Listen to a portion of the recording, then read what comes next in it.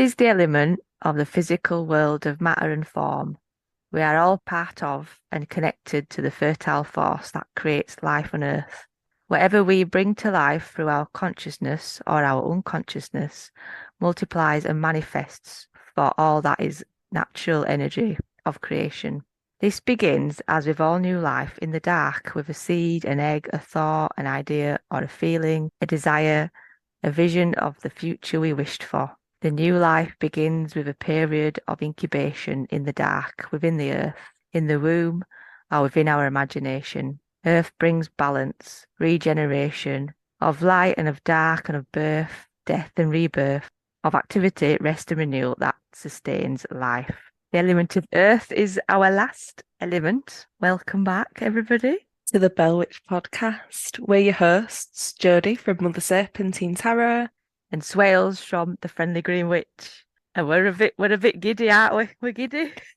We've got an incredible episode for you this week, really because Earth, to me, is one of those elements that is so easy to talk about, but let's not get ahead of ourselves. Yes, How's yes. your witchy week been? It's been very busy since I last saw you. I did the Reiki day on the 14th of June at Conscious Crystal in Armley. And it was a roaring success. I did 4 people and time just flew. And I learned a lot really quickly about music and the way you say things and the order of things and clearing the room afterwards, like spiritual hygiene and stuff I didn't even think about that became really apparent as I was doing it. And yeah, it's granted 3 people I did were people I knew and came as a favour to me, but one wasn't. One was somebody who heard me say on the podcast and who follows us on Instagram and booked a treatment and came, and that in itself is just absolutely amazing. So yeah, it Would went you like to well. tell people about your connection with your healing power animal that you've come across? Oh, it's such a good story. So back in middle of May when I did the retreat with Sally Golightly, I ended up giving people Reiki accidentally. But anyway, before that, on the Saturday night, there was this horse on the horizon on the hills just staring at us, like a wild horse. And everybody were looking, going like, oh, have you seen that horse? It's a bit weird, isn't it? And we were like, oh, yeah. And it was so still. And it we stood there for a long time. Must have been at least half an hour. Fast forward a bit when we got the fire going, and I did the spirit board with a couple of people. One of them who actually came to Reiki on Wednesday, my friend Joe, and there was a horse that came through on the board with this little lad who we were speaking to, and I just presumed the horse belonged to him, although he wasn't confirming it.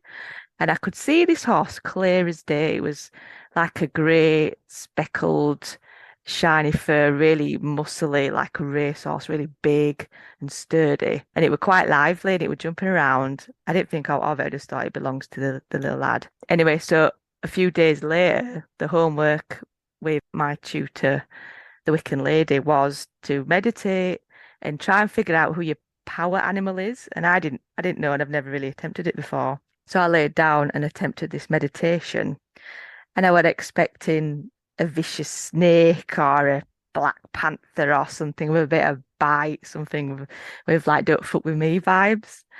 And it turns up in the forest in the underworld, and there's this horse, this speckled horse. I just couldn't believe it, and it wasn't moving. It was really still, and it was like it was on the horizon, just staring, and its ears were doing its horse ears thing. Didn't say anything to me. I don't know his name. I'm pretty sure it's a dude. And then afterwards, I was messaging Louise saying, I've got this horse, but I'm so sure I've done it wrong because I'm just not a horsey person. I don't really connect with horses. I'm indifferent to them. And she said, well, have you seen them previously, recently, like in a pattern? And I was a bit like, oh my God, yes. Yeah, because they usually say that if you Bizarre. see an animal when doing soul journeying, usually it's when you see it 3 times. And if you see it, in person 3 times. So I'm going to Um, call it my Reiki horse because it has come about, incidentally when I did the Reiki at the retreat, which started this whole domino effect of me going on this new pathway to doing Reiki healing. But Joe, who was with me on the spirit board that night, came for a treatment on Wednesday. and the connection between us was really, really strong. And I were getting loads of stuff for her. And the horse was loving it, and he were roaming around, and he were galloping and being all excited. And then I told her this afterwards, and I also told her that I saw daisies really clear. I just have to give her daisies and like a picture of a perfect little daisy that you get in the grass. And she said to me after the retreat, I think she found this painting somewhere in a shop on the way home, and it became her place that she retreats to when she meditates. So she's got it on the front wall of her room, and she sees it every single day. And it's like a field of daisies, and people are buying her daisies now because she's made that connection so much. Like, oh my gosh, do you know, it's so much overlapping I love when stuff like that happens, and connections. Reiki does really help you connect with spirit as well, doesn't it? So I think it's Yeah. And then yesterday, which was my ritual homework, I wrote a ritual and we carried it out in Louisa's back garden for midsummer. It went really well. People came who I didn't know, and we all had a place, and some of my poetry was spoken out in the ritual. And then we made yarn mandalas, and everybody was just so into it. And that meant I achieved the project goal of organizing and creating and carrying out a ritual. So that was a really lovely day. And then it stormed, ah didn't it? The storm afterwards was just beautiful. We were all under the gazebo just hearing the rain that the earth needed so bad falling on us. And I have such a funny story to tell you with the storm. I really wind my mum up. It's like she's quite skeptical, but when I tell her that I do stuff, she just believes it. So when I went the other day to her house and a big fat raindrop, I troll her because of it. A big fat raindrop landed on me, and I was like, "Oh, I did a rain dance around your block earlier. It'll be working now." she believed you. And she were fuming. She were like, "Oh, that sunshine, and you've gone and ruined it with your You stupid mean? nothing rainbow rain dance." And then it were like torrential, and I was just cackling because I'd not done a rain dance at all, but it was just very funny. You see, I can imagine you doing a rain dance. I can see it in my mind's eye. Can you actually? It is That's pretty special dancing in the rain. I mean, do you remember when I did it at Oakleaf? I run around oh naked in the yeah, morning. It was really heavy rain. I was just running around skyclad going like, yeah. rain on me, rain on me. So my witchy week has been fairly quiet. We've all been a bit ill in my home and really just sort of resting, recuperating. I've been doing a lot of reading and a lot of more Kabbalah-based study. So I was at Jay's, obviously, Kabbalah study session the other day. Kabbalah is something that I'm quite passionate about. And, got a really, really deep interest in, especially because of its links with sort of mysticism. I'm always reading a book about it, or three or five at any given moment. So I've been reading Ellen Cannon Reid's book, and she has the most beautiful analogy for the element of earth in there that really, really excited me, which I know should really go further into the podcast, but it was a nice moment in my not so witchy week. She was saying that when you think of earth, one of the most clear symbols of earth is compost. And actually, compost needs all the other elements to thrive. It needs air to aerate. If you've ever tried composting, your food waste, it needs air to aerate, otherwise it goes stagnant and it stinks. It needs water to be able to kind of turn to mulch and do its process. And while it doesn't need fire, nitrogen alchemically is fire. And I just thought it was really, really beautiful to sort of think of how every element works in synchronicity to create the element that we know and love. And it's just quite a nice meditation, isn't it? It does Nice get thought warm to as mull well. over. Compost It gets really warm. does. Yeah, yeah. I've got a Especially if you compost do bin. bokashi.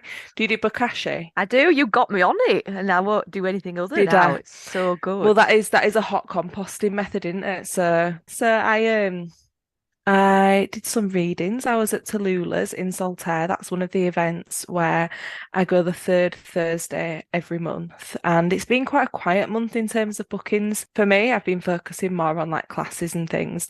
But I've got some really, really cool bookings coming up over the next few weeks. So I've been really, really excited for those. One of them is Den of Delirium, which is, I believe, next Friday. It's this Friday, yeah. Oh, yeah. 23rd, is it? I think Oh, it is. 23rd. I think it's the 23rd, yeah, Den of Delirium. It's absolutely incredible. It's just a really, really inclusive, immaculately professional burlesque night, and each one is themed and they've got the most incredible dancers. And yeah, it's absolutely phenomenal. And then next week is my busy week where I read at the High Farm, the White Swan, but then on next Saturday I'll be at Leeds Festival of Gothica.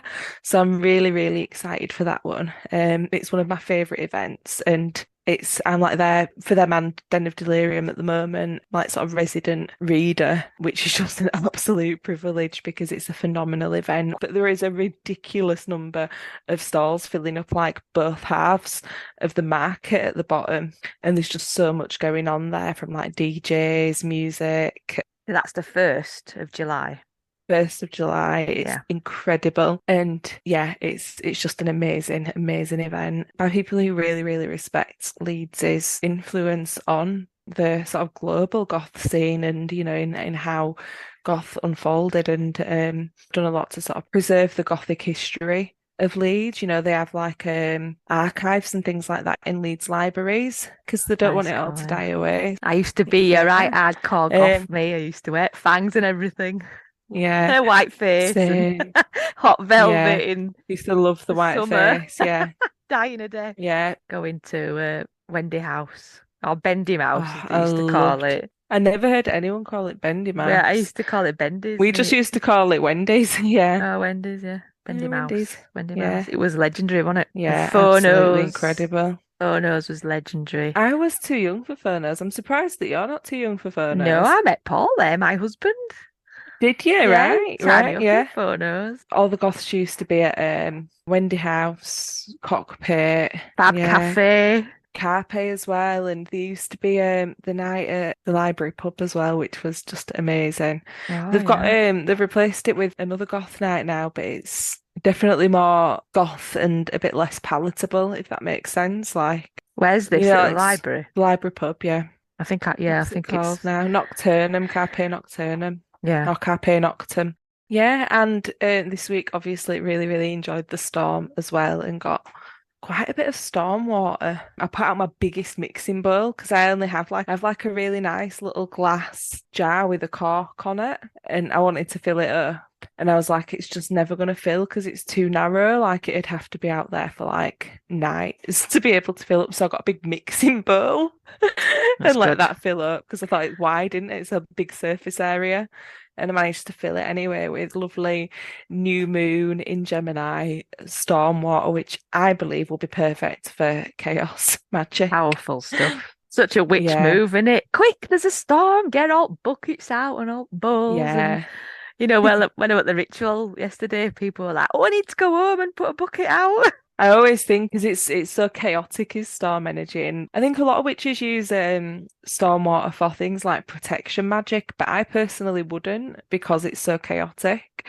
And I would hate for one of the ways that chaos magic works is that it works on duality. So there's the idea that everything that you're hoping for, you're also equally hoping that the opposite will happen. So I would hate to do like protection work and then for the opposite of my intention to come about because of like chaotic forces.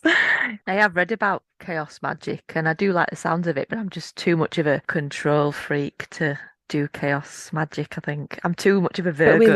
we live in chaos, don't we? Like the universe is chaos, I guess, unless you believe it's organized. One or the other, like it's either really Yeah. organized or really fucking chaotic, isn't it? I honestly don't know which Yeah, one. I love the element of Earth because that's what we are, and it's where we are as fully incorporated beings. In the tarot, when we've spoke before about the different elements and how they come up in cards, you may remember that there were three major arcana that were specifically associated with elements, and Earth is the only element that isn't actually assigned in the tarot. Now, it is in the minors, but it's not in the majors.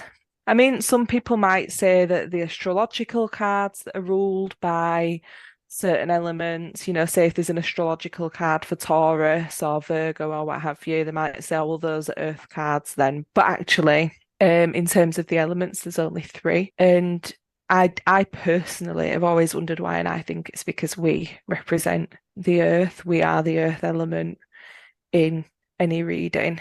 When earth does come up in tarot, it's in the minor arcana, in the entire suit of the pentacles.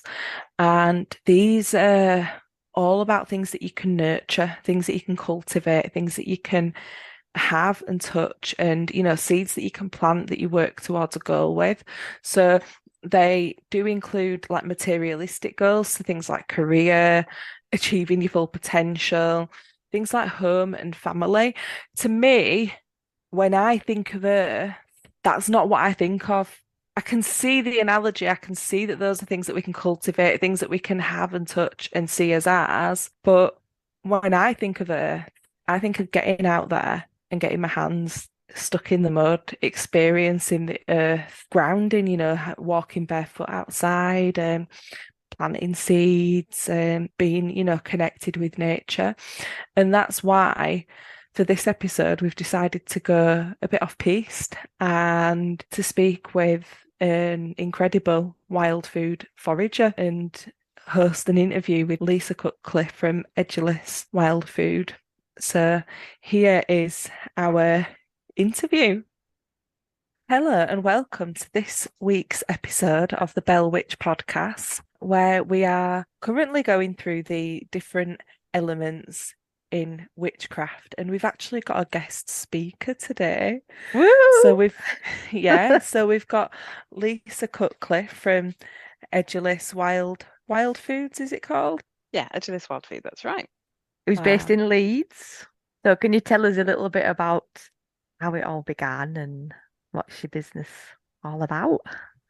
Yeah, so I'm a forager. I teach foraging. I think I'd probably call myself a wild food specialist, and that is my passion. That's my absolute thing, my hyper focus, and it has been for 20 odd years as well, which is good. And I I just love being out in nature. I love engaging with it in that way. I am a foodie as well. Absolutely love food, love cooking, love cuisines from all around the world, learning how to make things. I love interesting ingredients. So foraging, as well as the nature connection, which I'll come on to, it also means I can make food and create things from flavors and ingredients that you can't get in the shops. And I guess a lot of them people overlook, don't they? When you're out and about. Yeah, and you're just walking past them, they're right there. So there's that element of, food for free, and sometimes that matters to people as well. But really, it's just the way that you engage with nature through eating more like our ancestors did in a way. Just being able to find food, it feels so empowering. I think this comes into like witchcraft a lot because there are a lot of teas and things like that that people will want to drink, for magical uses or like incenses that people might want to make or herbs for a spell where you're not actually consuming it. Yeah, I was thinking earlier on about flying ointments that we had. I was trying to think of like non-food uses for foraging. Oh, there's Because I think loads, there's loads. food is obviously an incredible one, but healing, yeah, medicines, but then like Yes. for us things like oils and anointing and Yeah, for sure. yeah. And so learning to forage isn't necessarily about food, although that's a really good incentive for a lot of people. And it means you can use things you've got to eat anyway, right? So it's nice to be able to bring these things into your everyday diet. But yeah, absolutely. There's herbal applications, there's ritual and spiritual applications for these ancient, beloved ingredients. It's such a lovely thing, and it's such a lovely mindful practice. And for a lot of witchcraft stuff as well, and pagan things, earthy things, there's a lot of timing that's important. It's about the phase of the moon and whether you pick it under the light of the first moon or the new moon, and all these things, and which moon of the year. That all comes into it as Yeah. well for a lot of There's a people. lot of folklore, isn't there? Like I know that they say, I can never remember what day it is, but they say in October there's a certain day that you're not meant to pick blackberries past because the devil will have spat on them. And it's like these sort of myths and superstitions, but actually when you kind of think about it, it was probably for the stewardship of the land so that there was enough left for wildlife for the winter or to go to seed and create more to create Mhm. an abundance for the following years. Yeah. There's lots of reasons for a lot of these things that came out. It was just so that it was a nice, accessible way for people to remember these things. And like you say, to have the rhythms with nature as well. We're not just taking. How do you give back? How do you make sure there's enough left? And I think this is probably maybe a time to bring up, because this will have been something that you've been hyper aware of for the past few months, won't it? Because Lisa has incredibly been living off solely wild foods for the past, is it 3 months? 3 months, yeah. Yeah. That's mad. 13 Amazing. weeks. Well, there's 2 days left at time of recording. So it's today and tomorrow. And then we do all these tests at the end to see how we've changed. But yeah, it's called the Wild Biome Project. And it came out of something that my friend Monica Wild did in 2020 to 21, mostly during lockdown, actually. And she decided to just eat wild food for a year and see what would happen. So she's doing all the seasons, and that's much harder than what So we did with just radical. spring. But her first thing was not to spend any money on food whatsoever. And then also to see what happened as just out of interest. They did some private sort of gut tests and things like that and blood tests just to see what happened to them, her and her partner, this is. It was fascinating, and they weren't prepared at all in many ways. They have huge stores, just like I do and most foragers do, huge stores of mushrooms and all this sort of thing. But what was interesting was the carbohydrate and the fat, and those things are much harder to find in the wild. And so you do need to prep probably more, they realized, but they did it. And Monica wrote a book called The Wilderness Cure. She's a medical herbalist as well as a forager, and Lyme disease expert and all sorts of stuff. And it's just a wonderful book because it shows her journeys, the ups and the downs, the sort of the hope, the despair, that like, oh, why am I doing this? No, this is why I'm doing this. It's really, really wonderful. Lots of herbal knowledge. It's a beautiful book. And that was fine, but then she'd really wanted to write a scientific paper about this. But of course, you can't do that with two people. And also, if you don't have controls, like you have people who are eating normal food at exactly the same period to compare the data for, you can't have a proper scientific study.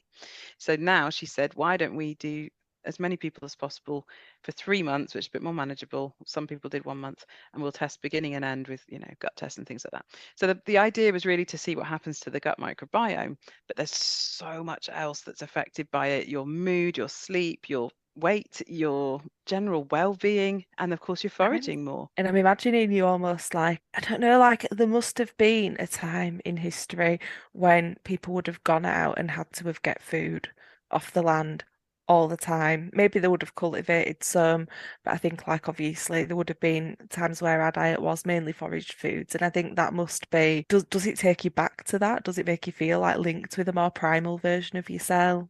Yeah, And so we were looking at sort of the pre-farming period, so sort of Mesolithic, sort of Stone Age type of time. But that said, we have got fridges, we've got food processors.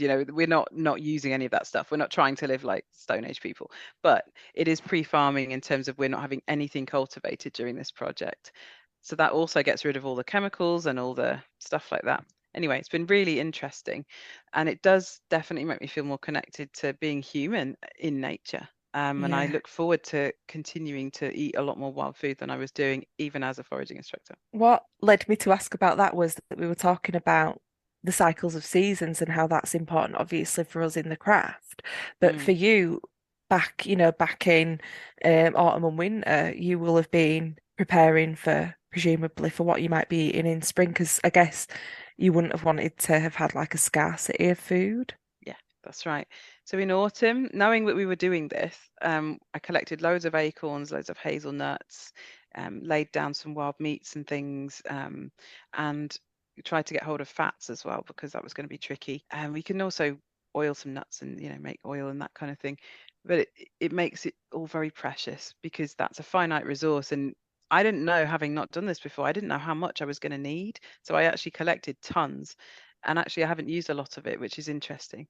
But that's because spring is so abundant. All I've been doing is just Yeah. greens, doing all the greens, seafood, seaweed, and that's what's around now. And some fungi. We've had St. George's mushrooms and chicken of the woods has come out. So we've had a bit of fungi, but I just don't want those heavy stews right now. It just makes me Yeah. realize how disconnected we are from the earth because of Yeah. Western way of living, isn't it? I mean, I like the idea of foraging and I do eat the stuff I grow in my garden, but I'm just not educated, or I'm a bit scared, to pick the wrong thing and make myself ill and Oh, probably really? die. And I think that's a That's It totally does really, scare you. understandable. it Yeah. is, it's I had big. I've had a mushroom sprout in my garden. I forget what it's called now. It's like loads of little cups. It looks like seaweed to me, or like coral. And obviously the immediate response for me was to panic, thinking, well, it's fungus. What if it's harmful? What if it kills my trees? What if it kills my plants?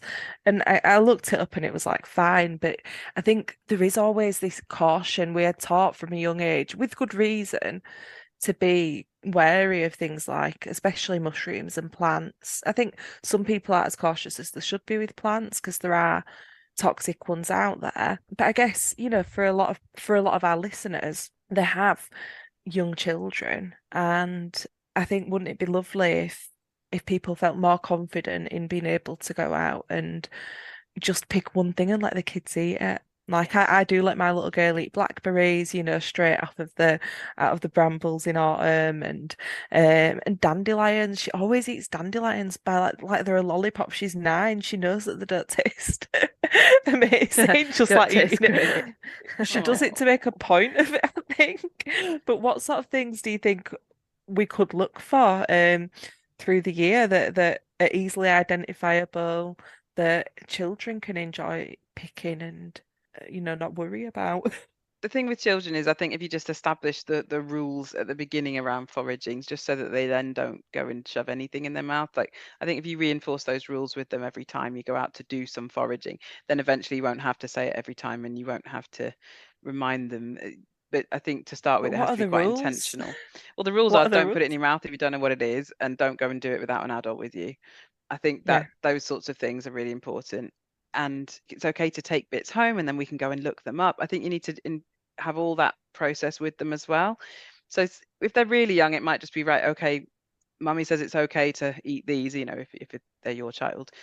It's a bit tricky with young kids, but usually you can establish that there's rules that you can find your own rules as a family and how there are you some things that are say like as them a to your children. blanket, are safe. Like if you went for a walk, that say clover, that clover, they're safe. There's not really anything that they can get confused with. Um, No, there isn't really. And also, children, to be fair, are really good at the details. It's adults that are usually worse at not looking at the details properly. Kids are brilliant at learning patterns, especially if they're under the age of 10.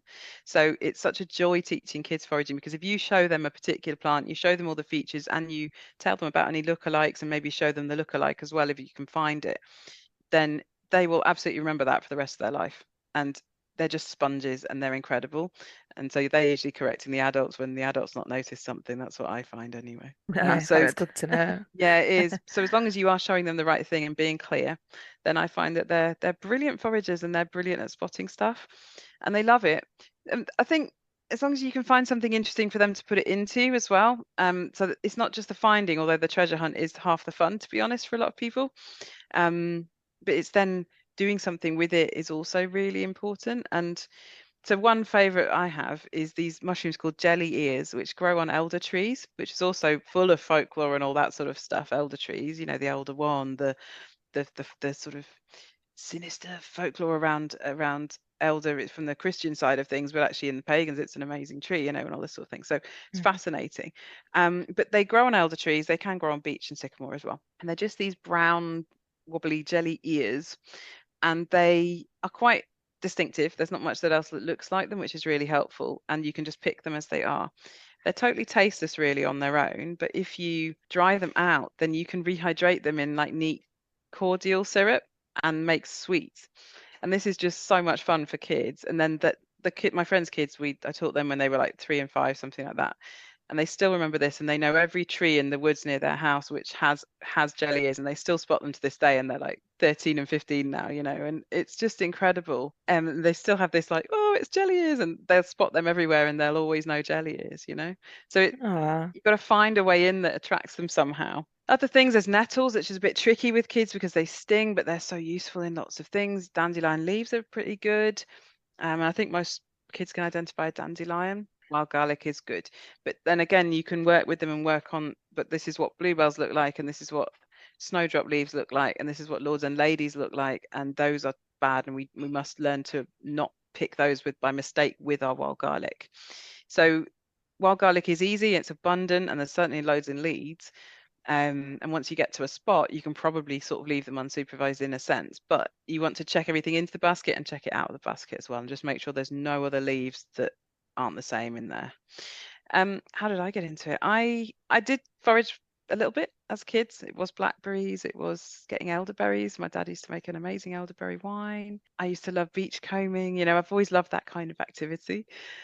Yeah, because And you like sea glass, don't you? I've seen you I post do about anything sea like that, glass just before. spotting shapes and picking things up. I've always loved that kind of thing, collecting shells or pretty rocks or whatever. I've always been like that. But it's the treasure hunt part as well as the food you get at the end. And then when I came to uni, so that was what, 99, I just saw a cooking program, and I saw the meeting. They found porcini mushrooms in the UK, and I thought they were only in Italy or the continent. I didn't realize they grew here, and that's it. I went and got books, and I wanted to teach myself, and that's how I started learning originally. And then it's just skyrocketed. Keep learning, and I've still got a thirst for knowing more and more about wild foods and foraging. Oh, I bet it's amazing doing it. I need to work on it, I think, and get more confident.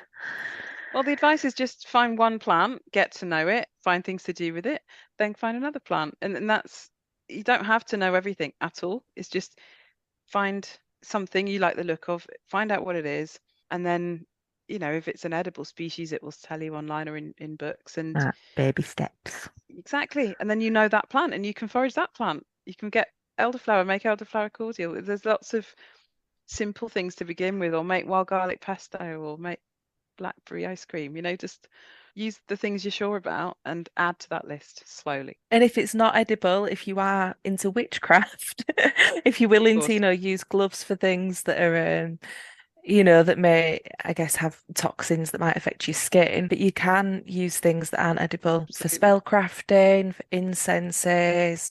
There are all sorts of purposes that you might add things to your craft. But I do think eating is in paganism we work a lot with spirits of place and spirits of land, and I do think that like it's that connection, isn't it? And thinking about what's native to the land that we're on, and then feeling a connection with your home. Yeah. Yeah, I think is incredible. People say, where's the best place to forage? And the best place is at home near you, because there is that real connection there. There are places I visit that I feel a connection with, quite a deep spiritual connection with, a real pull from that place to me and to myself, my connection to it. But there's nothing like getting to know your own area and using things that are near you. Is there any S- places that are particularly good around Leeds? Do you know? Are they all pretty much It depends what amazing? you're after, Yeah. because things grow in particular habitats. So if you want things that grow on the edge of a field, you have to go out of town where the farming fields are, like poppies or pineapple weed or something that likes to grow on the edge of arable fields, for example. But then if you want certain mushrooms or you want new beech leaves, then you're probably going to have to go to a more wooded area with trees. It Mhm. just depends. Each species has its own habitat. So if you look in the right habitat for that species, you're more likely to find it. So, as a high-flying working woman as well, it must be a challenge for you to actually carve time out to do this in mundane life. And this is one of the things that a lot of our listeners struggle with is finding the time. How do you carve out time? Well, I haven't got kids is part of the reason. Because obviously once you have kids, it's just all consuming for certainly the first few years, but to be honest, forever. Um, It's but true.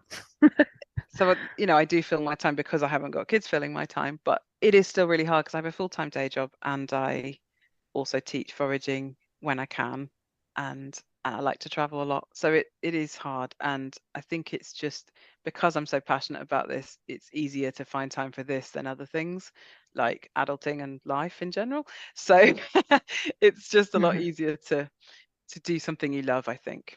And it's Um, so good for your mental health, isn't it? Just walking I around. need it. I Yeah. need it. Yeah, exactly. Yeah. Yeah. And I guess some people who maybe do have kids could find what's growing on the school run, find what's growing on the route to the shops or on the route to the parents' houses or on the dog walk or what have you. Absolutely right. That's what's important, I think. It's not about, right, I'm going foraging now. That sometimes that's a luxury that we have. Other times it isn't.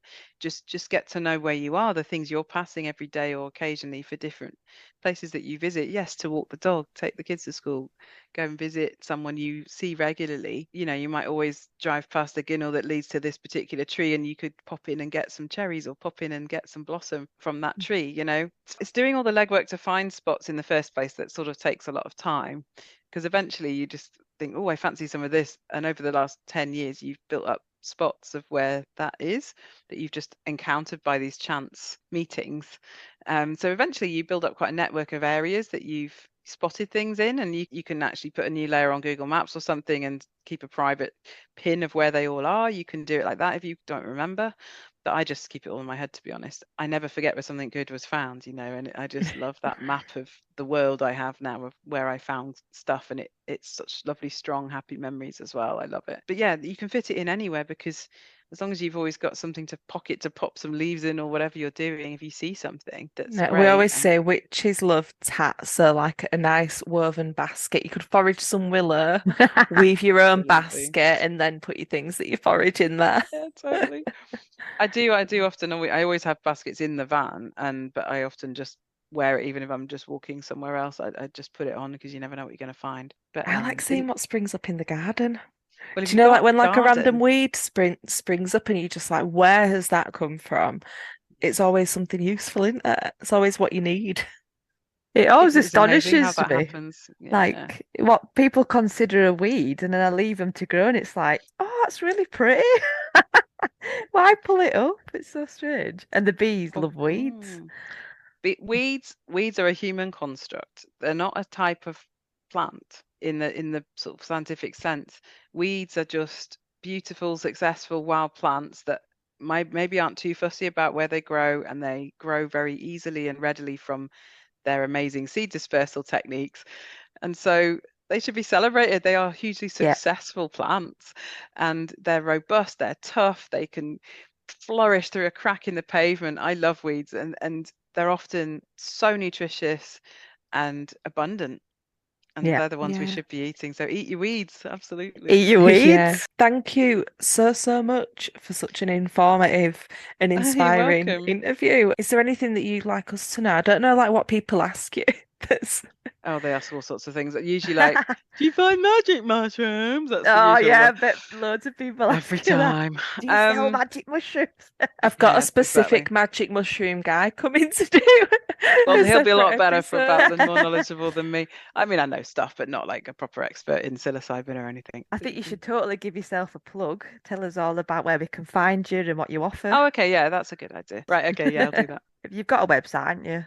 People can find you on your where website. can we find you? Where can we find you? Because you've mentioned doing foraging with children, so I bet some of our Leeds-based listeners will want to harass you. Well, yeah, I teach mostly on weekend days, and it's in spring and autumn pretty much. I do have a website. It's eduliswildfood.co.uk, EDULIS.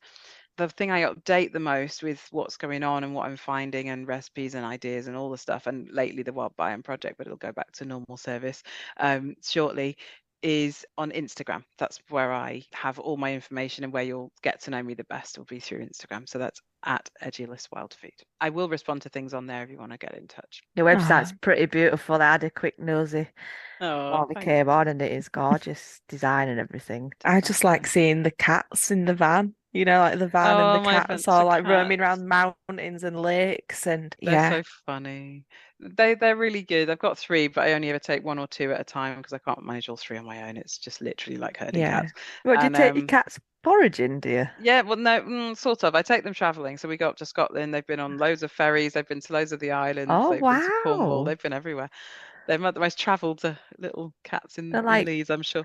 VIP cats. I love it. Yeah, they're very beautiful. So this one's Juno, because she's the nearest by. Gorgeous cat. I know nothing about cats, but it's pretty gorgeous. Yeah. And they just love it. They love exploring on a little harness. And do you walk them like on a lead? Yeah. Oh, wow.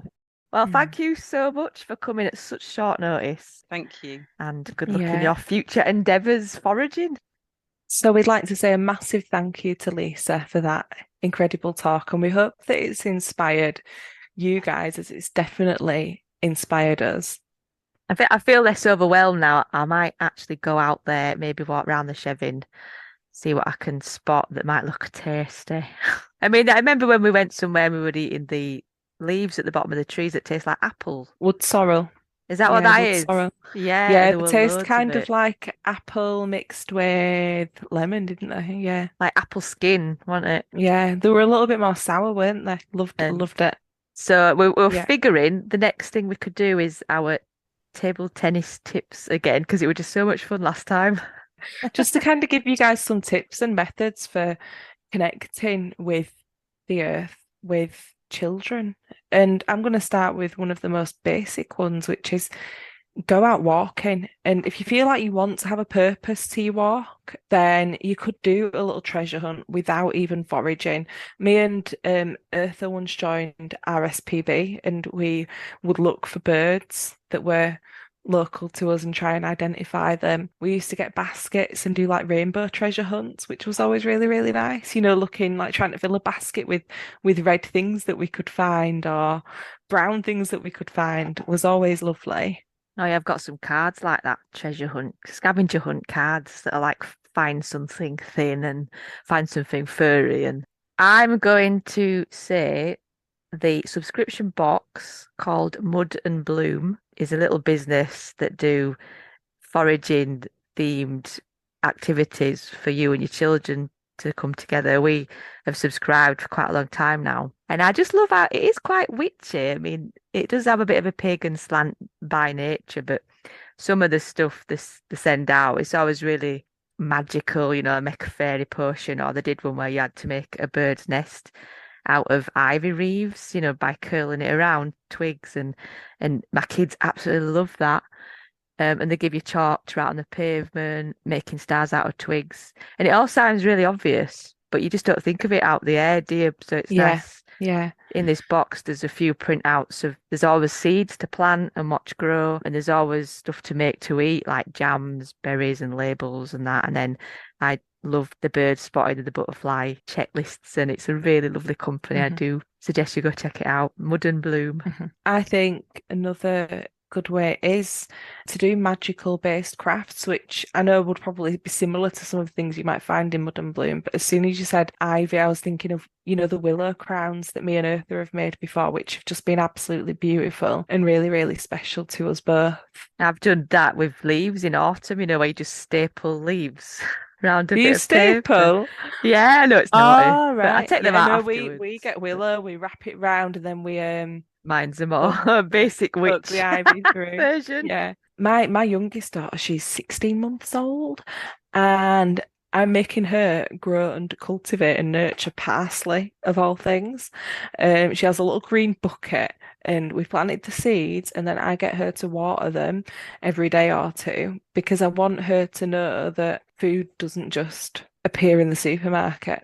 I Yeah, want her to know that she'll grow it, and then once it's grown, we'll make pizza with it or pasta or something that she'll really like, and she'll be part of the cooking process. yeah, that's pretty cool. Um, Yeah, we do that yeah, too. We grows. I've got a greenhouse. Tomatoes are dead easy. You could even use the seeds from the tomatoes from the supermarket. So you don't even have to buy seeds to plant. You just scoop them out, wash them, dry them yeah. out, leave them in the sun for a week. I do just to help them dry. And then you can plant them and get more tomatoes from your seeds. It's such a cool way of doing it. You can also do that from carrot tops, can't you? And onion Yeah, tops and you can regrow food scraps, can't you? Which I just think is amazing. it And is. also, I guess for another activity to do with children, compost, starting a compost bin at home. Looking at the worms coming through. Yeah, And of course, camping. Where would we be without camping? This is how this podcast started from the yeah, bell tent. And when we camp, it is definitely all about immersing into it. I don't take any screens. I don't really have any batteries or electric. And my kids get dirty. They don't wear shoes. They dig up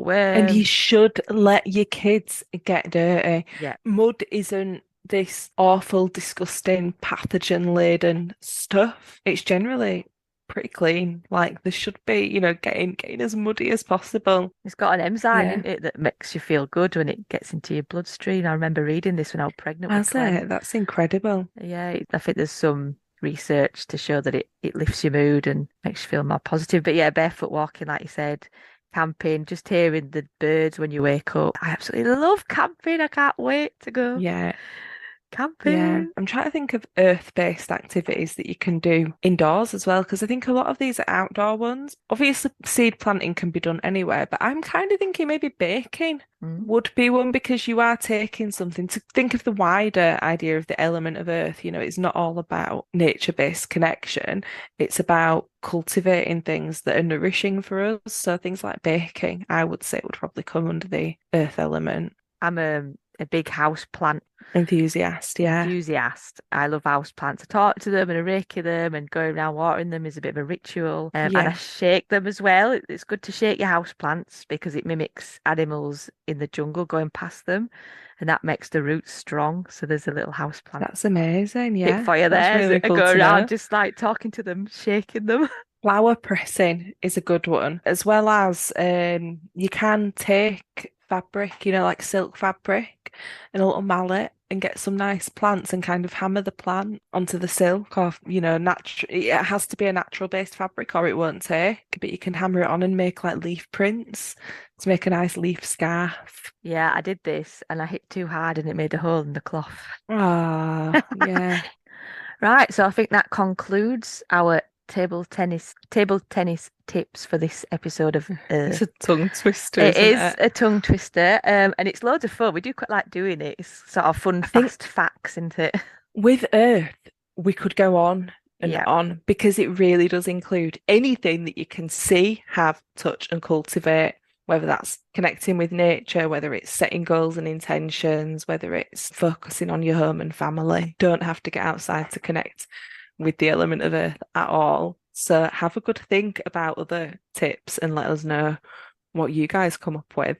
I think that's why we got a guest speaker in because we were just so aware how both passionate and earthy witches we are, and there was a real danger of 4 hour long podcast saying how much we just Yeah. adore the earth. I think it's interesting as well how vast the element of Earth is. Sort of, I don't want to limit the others at all. I guess it's just that we experience the Earth more broadly because it is the element that all the others kind of culminate in, isn't it? It's our experience of being fully incorporated beings on this planet. There's absolutely countless ways to experience fire, water, air, but I think with Earth, it's always going to have that bit further.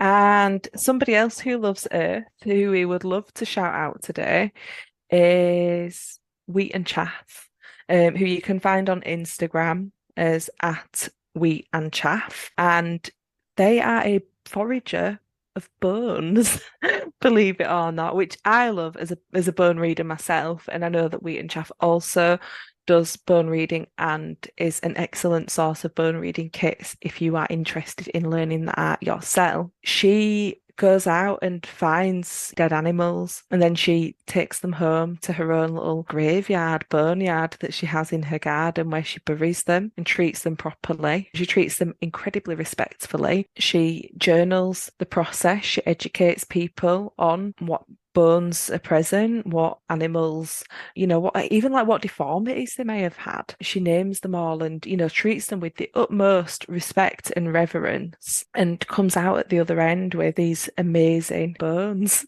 fully treated and these beautiful artworks. And go look on her Instagram right now because she's incredible and I'm not doing her any justice at all verbally, but seeing somebody's bone mandalas or, a reassembled skeleton or a beautiful, botanical and wildlife journal that's been created that's where you can touch every single page and like really, really experience it, I think is really, really magical in its own right and something that I think is quite exciting.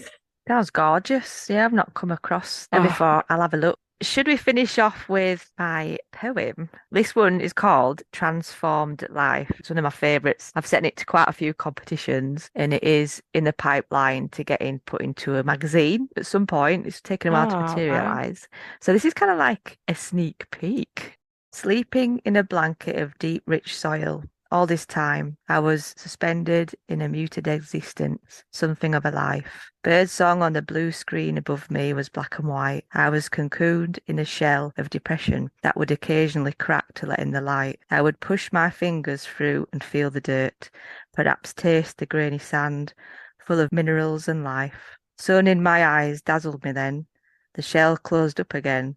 The cracks healed themselves, and I wondered, how long have I slept? Something had changed in me. I need not sleep any more.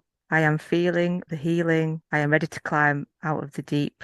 I accept the growth from beneath and above me, from within my own soul, a power surge erupting, emerging with force, learning the way to be me and thrive in my transformed life.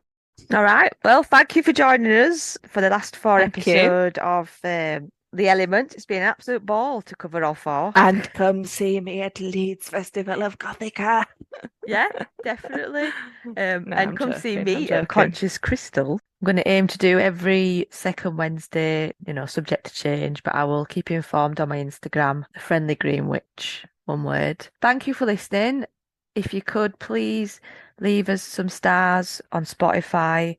It takes a second just to hit them 5 stars. Or if you've got just 2 minutes to leave us a review on Apple Podcasts, that would be amazing and would be ever so appreciated, as I put quite a lot of time and effort into producing this podcast, and the reviews just make so much difference to small pods like us. And every time I see one, I do a little dance. So yeah, I really appreciate it. I've now added a button to my link tree if you'd like to buy me a coffee to help me with the costing of doing all the producing. That it would be much appreciated. Right, until next time, witches. See you later. Stay magical.